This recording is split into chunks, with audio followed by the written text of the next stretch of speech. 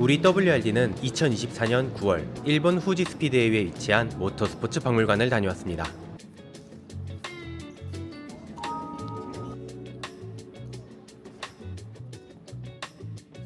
아우디와 푸조에 맞서기 위해 기술력을 쥐어짜내 만든 랠리카. 그와 동시에 그룹 B라는 괴물 클래스의 막을 내린 주인공 란치아 델타 S4에 대한 이야기를 들려드리고자 합니다.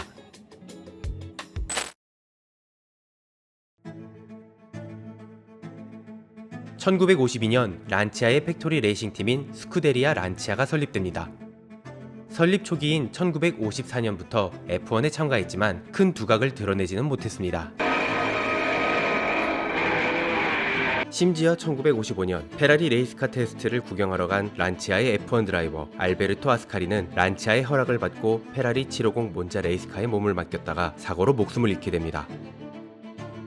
이 사고로 란치아는 F1에서 철수. 란치아의 F1 레이스카인 D50은 스쿠데리아 페라리에 매각되는 운명을 맞이합니다. 반면에 카레라 펜 아메리카, 타르가 플로리오, 밀레 밀리아 같은 극한의 상황을 달리는 내부 레이스에선 좋은 성적을 거둡니다. Por Majoli, el cual disfruta de la bien conseguida victoria y es felicitado por Vincenzo Florio.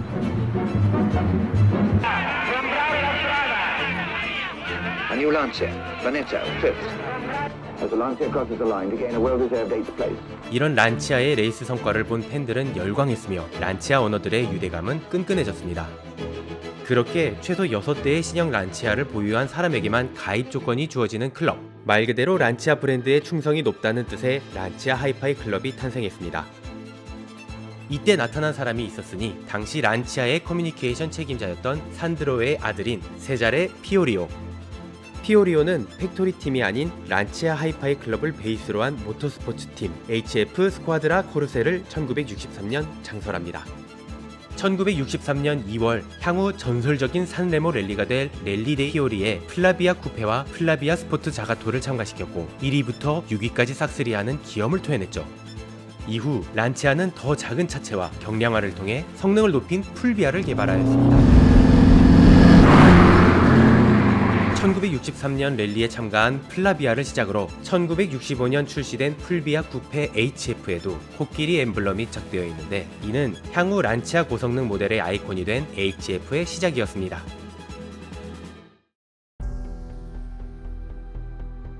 (1965년) 란치아는 공식적으로 HF 스쿠아드라 코르세를 인수하여 팩토리 팀으로 거듭납니다.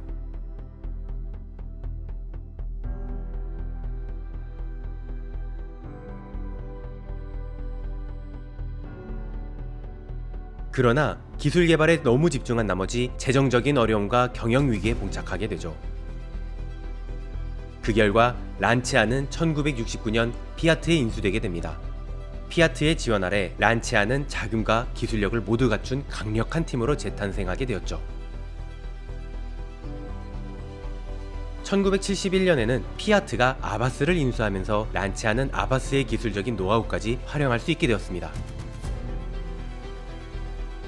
이러한 기반을 토대로 WRC라는 명칭이 생기기 1년 전인 1972년 란치아는 전륜구동 랠리카인 풀비아를 IMC에 출전시켰습니다. The Italian Lancias are strongly fancied to fight it out with the French Alpine Renaults, which won last year.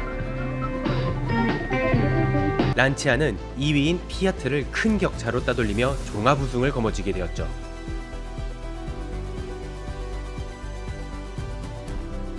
(1974년부터) (1976년까지는) 미드십 뒷바퀴 굴림 랠리카인 스트라토스로 랠리를 제패하며 란치아의 전성기를 이어나갔습니다.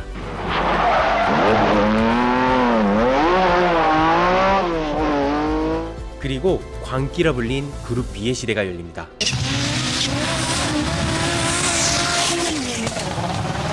(1982년) 그룹4 랠리카와 혼주를 하면서 시범 운영된 첫 번째 해엔 아우디 콰트로가 우승.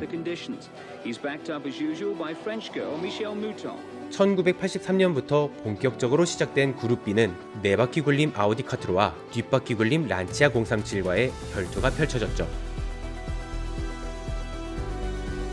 란치아는 이탈리아의 특유의 능청스러움을 무기로 하여 FISA에서 지정해놓은 판매용 양산차 대수를 속이거나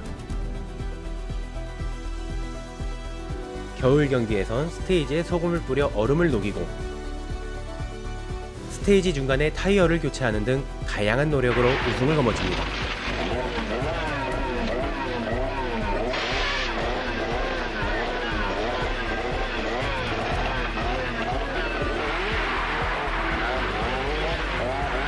하지만 4바퀴 굴림의 아우디와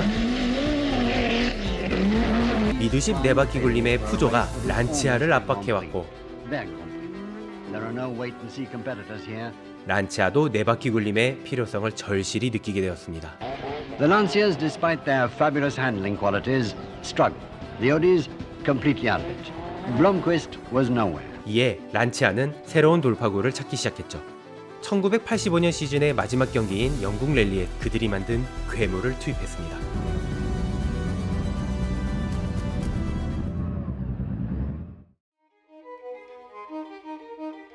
아바스 프로젝트 SE038이라 불린 델타 S4.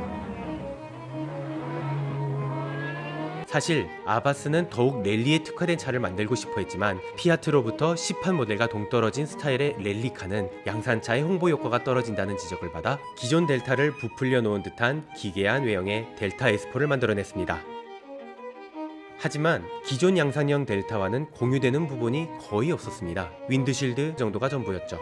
헤드라이트는 피아트 니트모에서 가져왔습니다.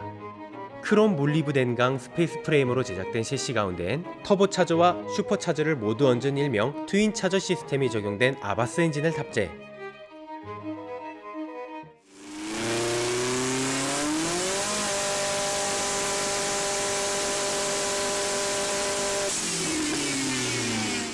터보렉이 발생하는 저회전 영역은 슈퍼차저가 커버.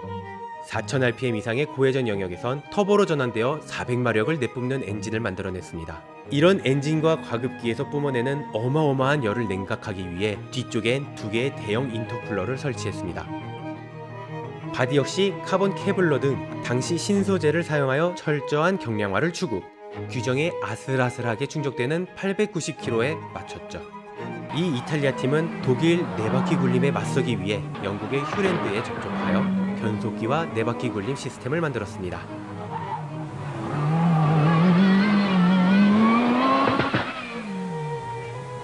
이런 경량 바디에 전자장비 없이 400마력을 내뿜는 엔진 조합은 차량 고동을 불안하게 하였다고 하지만 4바퀴 굴림 시스템 덕분에 이전 037보단 운전하기 편했다고 합니다. 하지만 그건 어디까지나 란치아에 익숙했던 드라이버 얘기죠. 압도적인 속도를 보였지만 이 차를 제대로 다룰 수 있는 드라이버는 헨리 토이보넨 뿐이라고 할 정도였습니다. 1985년 11월 델타 S4 호몰로게이션을 취득한 란치아는 037 에보를 사용했던 1985년 시즌의 마지막 경기인 영국 랠리에 델타 S4를 출전시켜 1, 2위로 올인하였죠. Dominated by the tremendous battle between two brand new cars to a tremendous rally. 1986년 시즌 또한 시작은 순조로웠습니다. 몬테카를로 랠리에서 헨리 토이보넨이 큰 차이로 승리를 거머쥐었고 이후로도 푸조와의 혈투가 계속되었죠.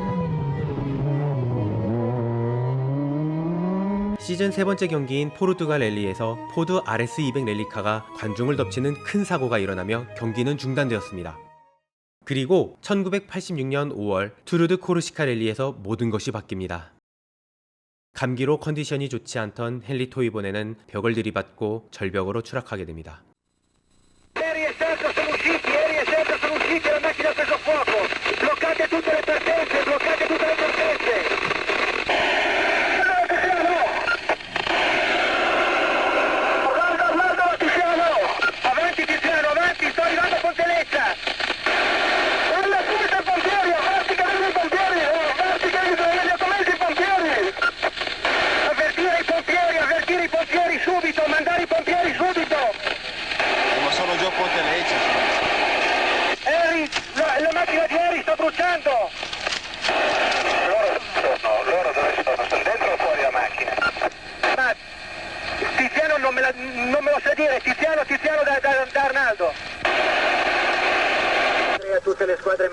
rientrare da ghiaccio.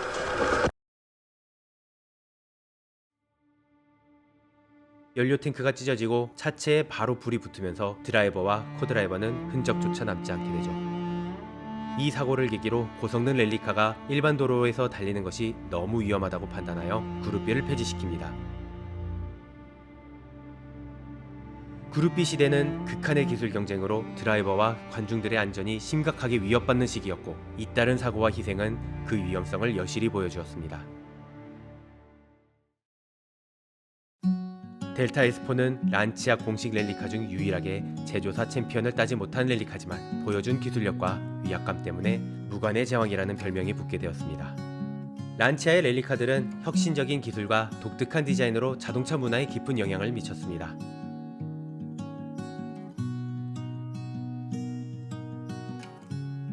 많은 팬들은 란치아의 도전 정신과 열정에 매료되었고, 란치아의 유산은 오늘날까지도 이어져 랠리 역사에서 빼놓을 수 없는 전설로 남아 있습니다.